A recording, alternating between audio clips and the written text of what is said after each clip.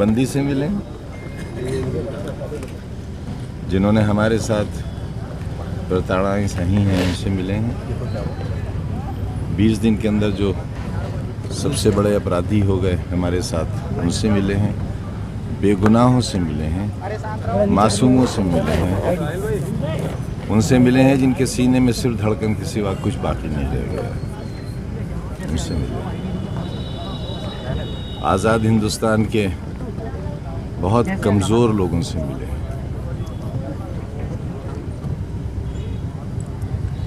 और फिर कहना चाहते हैं कि इस छोटे से शहर में जो इतिहास लिखा गया है और जो हमारे वकील कपिल सिब्बल साहब ने जो किया है,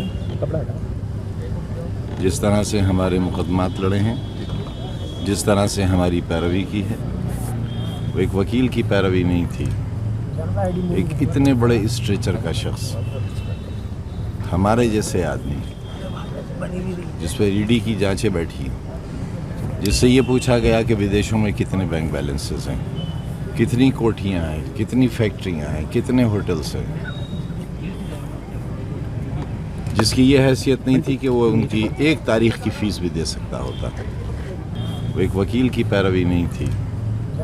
एक इतने बड़े स्ट्रेचर का शख्स, हमारे जैसे आदमी, जिस पर ईडी की जांचें बैठी, जिससे ये पूछा गया कि विदेशों में कितने बैंक बैलेंसेस हैं, कितनी कोठियाँ हैं, कितनी फैक्ट्रियाँ हैं, कितने होटल्स हैं, जिसकी ये हैसियत नहीं थी कि वो उनकी एक तारीख की फ़ीस भी दे सकता होता। उन्होंने शायद वो हक़ अदा किया है जो लहू के रिश्ते भी नहीं अदा कर सकते। सुप्रीम कोर्ट ने वो किया है, न मेरे धर्म के कोई थे, न मेरी जात के, न मेरे प्रदेश के, न मेरी वाक़फ़ियत के, लेकिन इंसाफ के तकाज़ों को सुप्रीम कोर्ट ने ऐसा पूरा किया है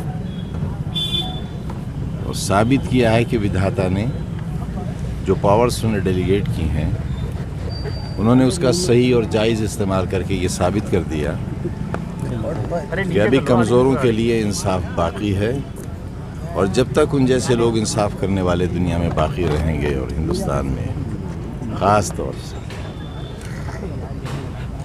कमज़ोर जिएंगे, जिंदा रहेंगे। बहुत शुक्रिया। आजम भाई, पूरे देश की जाने की क्या तैयारी है सर?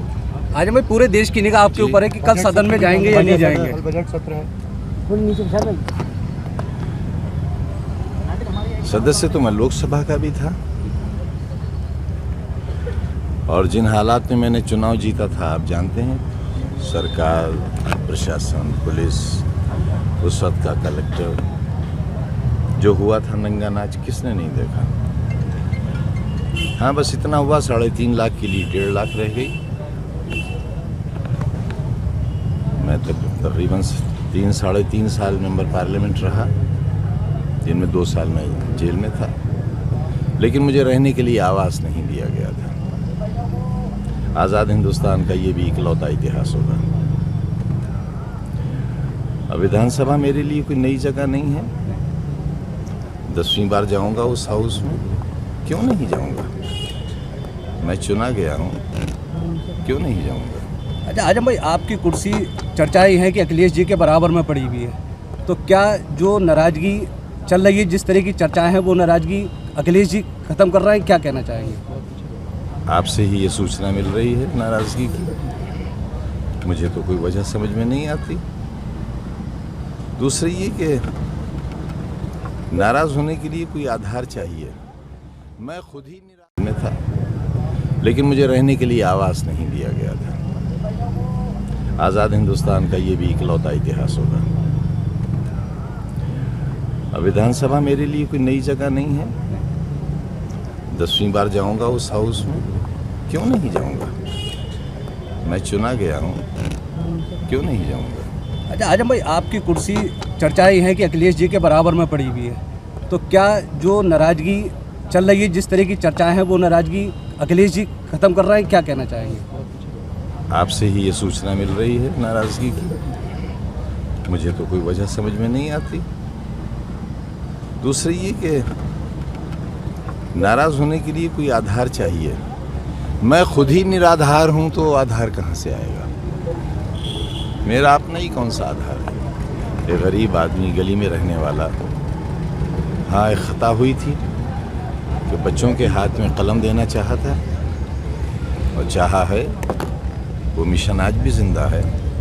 अगर ये यूनिवर्सिटी गिरा भी दी जाएगी, इस पर बुलडोज़र चल भी जाएंगे, तो टूटे हुए खंडरात बनी हुई इमारतों से ज़्यादा इतिहास का हिस्सा बनेंगे और लोग उन्हें देखने आया करेंगे।